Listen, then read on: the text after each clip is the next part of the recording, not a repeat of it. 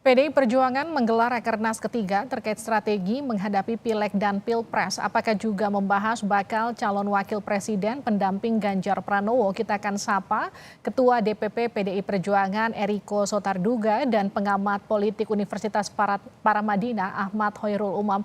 Mas Eriko, Mas Umam, selamat malam. Selamat malam Mbak Livi, selamat malam Bang Eriko. Selamat malam, Assalamualaikum Mbak Livi dan semua yang Waalaikumsalam. Saya menyaksikan ke di Mas Kompas Eriko TV. dulu ya, Mas Umam. Mas Eriko, jadi sebelum kita membahas soal bacawa pres Ganjar, tadi Megawati secara tegas, Bu Mega secara tegas itu membantah ada keretakan. Memang sebetulnya ada keretakan kah atau memang ini hanya isu yang bergulir? Mbak Livi, ini Mas Hoirul Umam, Adinda saya dan seluruh yang menyaksikan di Kompas TV ini. Saya secara pribadi ya, karena memang selalu bersama-sama dengan Ibu Ketua Umum, Ibu Megawati Soekarno Putri, dan menyaksikan sendiri bagaimana beliau berkehidupan sehari-hari. Itu beliau kalau dilihat, begitu hangatnya menurut saya ya, mungkin saya kalau nanti disampaikan Bung Eriko kan subjektif karena namanya ketua DPP bagian dari PDI. Tidak, sama sekali tidak. Tadi juga kalau dilihat bagaimana Pak Jokowi itu begitu hangatnya, begitu gembiranya di dalam Rakernas ini. Dan kalau ini perlu saya sampaikan, saya rasa tidak pernah dalam 1 bulan tidak ketemu Ibu Mega dengan Pak Jokowi. Apakah itu dalam hal secara khusus acap kali Pak Jokowi meminta untuk bertemu, untuk bersilaturahmi dan bertegur sapa, dan juga mungkin meminta masukan, karena bagaimanapun juga kan Ibu Mega sudah pernah menjadi wapres dan presiden. Nah, ini pengalaman mengalami masalah-masalah yang juga cukup berat pada masa lalu, itu BLBI tentunya yang paling berat itu kan. Nah, itu beliau berkomunikasi dengan hangat, dan juga dalam pertemuan-pertemuan yang katakan dalam hal BPIP, dalam BRIN atau diundang. Jadi kalau selama ini mau dikatakan ada kerenggangan, saya sendiri juga bertanya-tanya di mana. Tadi kan bisa dilihat juga oleh rekan-rekan media dari Kompas TV juga, dengan Ibu Mega hangatnya. Dan tadi peristiwa yang mungkin sudah beredar juga secara viral, bagaimana Ibu Mega dengan Pak Jokowi beriringan tangan, bagaimana seorang yang sudah senior, yang jauh lebih usianya di atas dari Pak Jokowi, bersama-sama dengan Pak Jokowi, penerusnya beliau, bergandengan tangan, dan di belakang itu ada Puan, ada Mas Ganjar. Rasanya luar biasa. Kalau kita menyaksikan langsung di situ, ada rasa keharuan bahwa pribadi-pribadi ini yang luar biasa, orang-orang yang diberikan berkah yang luar biasa oleh Yang Maha Kuasa. Tapi kalau dibilang ini, maaf saya potong Mas Eriko, tapi kalau dibilang hubungan Pak Jokowi dan Bu Mega itu retak karena pencapresan Ganjar Pranowo, itu nggak benar ya? Sebelum mencapreskan Mas Ganjar secara resmi, ini Mbak Livi, saya menyaksikan sendiri bagaimana beliau berulang kali bertemu dengan Pak Jokowi, berkomunikasi, bertegur sapa, dan juga meminta masukan. Apakah dalam hal ini Ibu Mega langsung memutuskan begitu saja? Kenapa beliau selalu menyampaikan dan disampaikan sekjen berkontemplasi? Itu kan bukan hanya soal katakan secara keimanan berbicara dengan Yang Maha Kuasa, kan bukan hanya itu saja, bukan hanya doa, tapi bagaimana beliau berkomunikasi dengan kader terbaik PDI Perjuangan, dengan Bapak Presiden Joko Widodo. Ini logika sederhana saja, bahwa PDI Perjuangan sangat berkepentingan ada yang bisa meneruskan pembangunan ataupun program yang sudah dilakukan oleh Bapak Presiden Joko Widodo. Bukankah PDI Perjuangan bertanggung jawab dalam hal ini? Dan itulah yang diinginkan oleh Ibu Ketua Umum, berbicara dari hati ke hati bersama Bapak Presiden Joko Widodo. Tapi kan tidak mungkin ditanyakan juga oleh kita semua, misalnya Bapak Presiden Joko Widodo, apa ini sudah Bapak setuju atau apa? Kenapa tidak ditanyakan langsung kepada beliau seperti itu? Kalau saya meyakini hal itu. Karena kenapa? Selama ini juga dari gestur tubuh beliau juga. Sekarang begini saja, simpel saja. Kalau beliau tidak setuju, tidak mungkin beliau datang ke Bogor. Bayangkan itu menjelang Lebaran, bahkan sudah Lebaran pada saudara-saudara kita Muhammadiyah. Kemudian juga bagaimana beliau mengajak Mas Ganjar untuk bersama-sama satu mobil dan terbang bersama-sama ke kota Solo, bahkan sholat Id. Nah, jadi apalagi yang harus mau dijawab? Tapi kalau beliau juga memperlakukan, katakan dalam hal ini Pak Prabowo sebagai menterinya berkomunikasi dengan hangat, apakah ada yang salah dalam hal itu? Bukankah Itulah yang seharusnya dilakukan seorang pemimpin kepada pada pembantu presiden, Oke. kan itu sudahnya sebagai menteri. Nah, kalau ini diterjemahkan sebagai memberikan kesempatan pada yang lain, ya saya tidak bisa memaksakan pemikiran.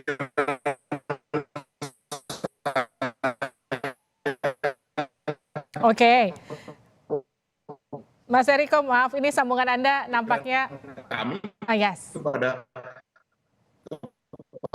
yang Oke, Mas Eriko. seperti demikian, tapi kalau kami menilai, ya katakanlah, ya sudah baik lagi. Sudah kembali, sudah normal. Halo, yes, Mbak Livi. Sudah normal, Mas Eriko. Ini saya potong dulu, saya mau ke Mas Umam ya. Mas Umam, kalau pertanyaannya gini, ini gestur yang ditampilkan Pak Jokowi dan Bu Mega ini memang sengaja untuk menjawab isu keretakan atau memang ini gestur yang alami? Artinya memang sebenarnya nggak ada apa-apa. Mbak Livi, saya pikir apa yang dilakukan oleh Pak Jokowi dan juga Bu Mega dengan bergandengan tangan, kemudian tampak kompak, sebenarnya bukan hanya gesture, tetapi juga statement clear dari Bu Megawati yang disampaikan tadi, sebenarnya adalah sebuah upaya untuk menepis informasi dan juga persepsi tentang keretakan antara Bu Mega dengan Pak Jokowi. Tetapi kemudian pada saat yang sama, hubungan keduanya dipersepsikan oleh berbagai kalangan mengalami dinamika yang cukup fluktuatif. Karena bagaimanapun juga kalau misal kita cermati beberapa waktu belakangan, ada sejumlah indikasi misalnya mesin politik Pak Jokowi yang terrepresentasikan oleh jaringan relawan seolah kemudian menunjukkan keberpihakan kepada misalnya Pak Prabowo. Nah, oleh karena itu langkah-langkah seperti ini, seperti yang dilakukan oleh teman-teman di PDIP, adalah sebagai sebuah upaya untuk tadi menepis informasi spekulatif tersebut dan di saat yang sama untuk mengembalikan persepsi publik bahwa semuanya sedang baik-baik saja. Nah, akan tetapi yang kemudian menjadi tantangan yang harus dilakukan ke depan adalah memastikan bahwa memang terkait dalam konteks dukungan Jokowi terkait dengan positioning siapa yang layak menjadi presiden, siapa yang kemudian layak menjadi calon wakil presiden, tentu ini akan menjadi sebuah dinamika tersendiri. Dan sepertinya saya menangkap PDIP mencoba untuk mengkanalisasi ini dengan menertibkan berbagai elemen-elemen sebagaimana kemarin sempat disinggung misalnya oleh Pak Sekjen, Pak Hasto dengan menyampaikan pantun, kalau misal PDIP dan juga Pak Jokowi bersatu, Pak Ganjar, Pak Jokowi bersatu, maka capres yang lain akan iri. Nah, sebenarnya semua itu adalah sebuah kalimat-kalimat kiasan sekaligus juga upaya untuk menyentil elemen kekuatan tertentu yang saat ini juga sedang berada di pemerintahan yang mengklaim memiliki kedekatan dengan Pak Jokowi. Nah, oleh karena itu ini adalah sebuah upaya, termasuk kehadiran Pak Jokowi di acara PDIP ini adalah sebuah upaya untuk mengkapitalisasi dukungan politik Jokowi, karena bagaimanapun juga hal itu tetap memiliki bobot politik yang patut diperhitungkan menuju 2024 mendatang. Begitu ya Mas Eriko, setuju nggak? Gini, Mbak Livi, saya harus secara terbuka menyampaikan di sini. Saya kebetulan ditunjuk Ibu Mega di tahun 2012-2013 menjadi koordinator tim kampanye nasional relawan untuk Pak Jokowi. Waktu itu masih gubernur DKI dan persiapan menjadi calon presiden tahun 2014. Nah, saya sangat memahami betul Mbak Livi bagaimana karakteristik dari badi maupun kelompok yang rela, yang suka rela mendukung yang dia yakini. Nah, itu terbentuk pada saat calon presiden itu sudah menjadi jelas. Itu seperti itu. Nah, kalau sekarang kan katakan relawan yang dulu saya koordinir, yang kami tentu dibubarkan tahun 2014 oleh Ibu, bahwa tidak ada lagi, supaya tidak ada bargaining yang dilakukan secara kami mewakili partai yang bergerak di dalam tim relawan. Nah, bahkan tim relawan itu pun nanti tentu harus bertransformasi untuk mendukung Mas Ganjar atau mendukung yang lain. Itu kan sah-sah saja kalau dilihat dari persepsi itu tentunya. Nah, tapi saya ini dengan Mas Khairul Umam bahwa begini, kalau menurut kami di sini ya, bagaimana hubungan antara Pak Jokowi dan Ibu Mega itu memang kadang dipersepsikan karena memang beliau ini kan berkomunikasi dengan sangat cair dengan semua pihak. Dan bukankah seorang pemimpin bangsa ini, presiden kita ini memang harus seperti itu. Hmm. Sebagai beliau datang sebagai katakan kader PDI Perjuangan datang tadi di Rakernas, ya. Tetapi juga beliau sebagai presiden dalam melaksanakan tugas-tugasnya, memimpin para menteri, bukankah beliau harus menjadi sangat dekat dengan menteri-menterinya? Oke. Itu harus diakui, dan ini kan satu hal yang menunjukkan bahwa kan banyak kritikan yang dikatakan begini, oh partai seolah-olah mau atau mengkungkungin Pak Jokowi. Nah ini dijawab secara utuh oleh Pak Jokowi dan dijawab secara partai secara utuh bahwa kami benar-benar bisa membedakan, terutama Ibu Ketua Umum bisa membedakan. Tadi beliau jawab sebagai kader partai, sebagai sama-sama kami kader partai seperti ini. Tetapi sebagai presiden, beliau presiden saya. Itu jelas itu bahwa beliau adalah pemimpin negara ini, Bapak Presiden Joko Widodo, dan tidak bisa kita pungkiri bahwa pengaruh beliau itu sangat besar. Nah, survei Kompas sendiri, survei yang lain-lain menyampaikan kurang lebih 80% masih tingkat kepercayaan dan kesukaan kepada Presiden Joko Widodo, dan itu tidak bisa dipungkiri. Nah, tapi tadi Mbak Livi, ini bukan saya yang mengatakan, itu kenyataan. Boleh ditanya kepada semua peserta kongres, ya peserta Rakernas, dan semua tadi teman-teman wartawan juga menanyakan, Bapak Presiden Joko Widodo sangat merestui, bahkan tadi menyampaikan banyak kelebihan dari Mas Ganjar ini. Dari segi tampilan, dari segi keberanian, dan beliau juga memberikan masukan-masukan yang bagus sekali tadi. Oke, kalau gitu gini, betulkah ada isu yang juga menyebut nama bacawa pres Ganjar Pranowo itu akan ditentukan oleh Joko Widodo? Begini, sekarang saya tanyakan, apa masalahnya kalau misalnya Ibu Megawati Soekarno Putri bersama katakan nanti mitra kerjasama kami, sekarang sudah ada P3, katakan Hanura, nanti dengan siapa-siapa lagi yang akan datang dalam waktu dekat ini, rencananya Jumat ini kalau memang nanti sesuai dengan waktu yang memungkinkan nanti ini. Nah, tentu kan itu harus dibicarakan.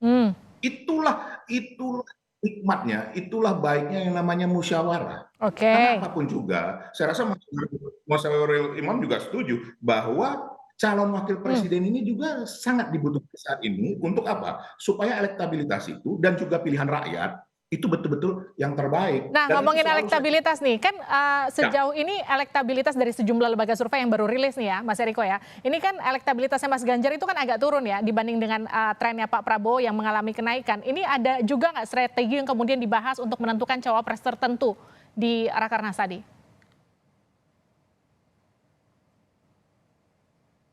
Nah, Mas Eriko? Begini, Mbak Livi, kalau kita mau berbicara secara survei, tentu kita nanti akan panjang lebar. Halo? Yes. Ya, Mbak Livi? Yes, dilanjut Mas. Mbak Livi?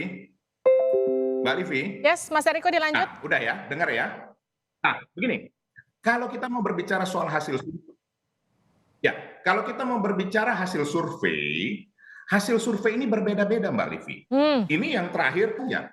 Nah, maksud saya tidak mau berdebat dalam soal ini. Apapun itu hasil survei itu baik, memberikan kita masukan, dan juga memberikan kita motivasi untuk kita meningkatkan kinerja kita. Dan saya harus ingatkan sama kita semua pada saat ini baru hari yang keberapa ya, dari tanggal 21, kalau saya tidak salah hari yang ke-45 atau 46, Mas Ganjar ditetapkan sebagai calon presiden. Dan tadi beliau memaparkan, baru 10 titik yang beliau terjuni sampai saat ini.